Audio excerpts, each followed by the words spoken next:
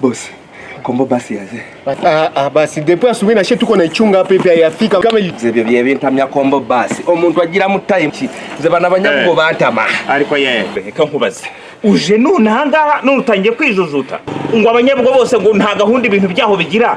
Ubu yiza kugihe ubu ntibe inagusiza ahubwo. Abantu bebugo bamanya. Oraba nzira ko sera sentoro kubandi ndi seruganda. Niye mo yimena famille yakatano miko yakamata pa bisi. Ayakosekanaga.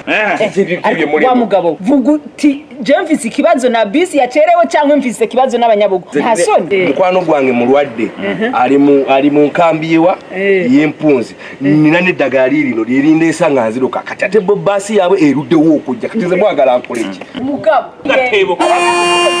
Kulikuwa mnango yako mbo basi. Kaba refugee kulikuwa probleme. Banemba sibu kama Seruganda bamingi banagonja ndio maana balibe bale kupatikana. Seruganda? Ndio. Iyo mukoro gwagwe mbadde ngendo okulanda kama katonda. Kama oli moroje. Kama katonda oli moroje. Ubu ratangwe gushima Imana mu mwanya uheze bari kuravuga ngo iki. Ngo abanyabugo bose ngo iyo bava bakagera ngo ni babi. Ubu abo babi wari kuravuga nibo bagutabariye umuntu. Ibyo bintu ntuzosubire gushira abantu bose mu gatebo kamwe.